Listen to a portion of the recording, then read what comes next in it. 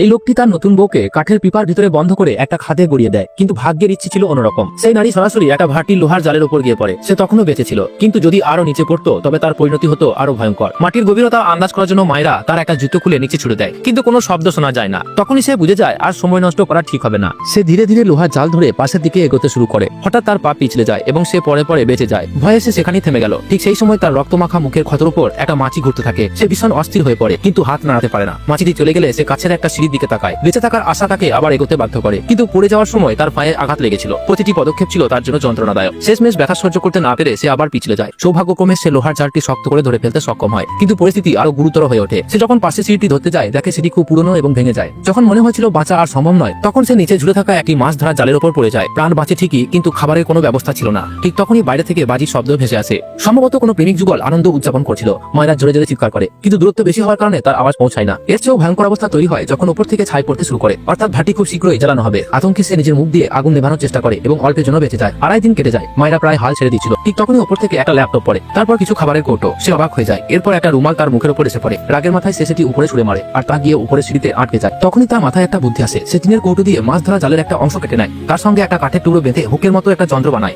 সেটি উপরে ছুড়ে দেয় এবং সিঁড়ির হ্যান্ডেল ধরতে সফল হয়। তারপর ধীরে ধীরে সে উপরে উঠতে শুরু করে। প্রথম তলা পেরোনোর পর সে দেখে উপরে সিঁড়িটি নেই। তখন সে ভাটির দেওয়াল ধরে হামাগুড়ি দিয়ে দ্বিতীয় সিঁড়ি পর্যন্ত পৌঁছানোর সিদ্ধান্ত নেয়। প্রচন্ড কষ্ট ও সাহসের সঙ্গে সে সেখানে পৌঁছায়। অবশেষে সে প্রায় বাইরে বেরিয়ে আসছিল, কিন্তু শেষ হ্যান্ডেল ধরার সময় তার শক্তি ফুরিয়ে যায় এবং সে নিচে পড়তে শুরু করে। ঠিক সেই মুহূর্তে একজন ছেলে তার হাত ধরে ফেলে। সে ছিল তারই ভাই। মায়েরা নিখোঁজ হওয়ার পর তার ভাই এবং বন্ধুরা তাকে খুঁজে পাওয়ার আশা ছাড়েনি, আর সেই আশার কারণেই তারা সময় মতো সেখানে পৌঁছাতে পেরেছিল। পরের দিন মায়েরা তার স্বামীর বিরুদ্ধে হত্যা চেষ্টার প্রমাণ পুলিশকে দেয়। তার স্বামীকে এখন সারা জীবন চাকি ঘোরানো সাজা ভোগ করতে হবে।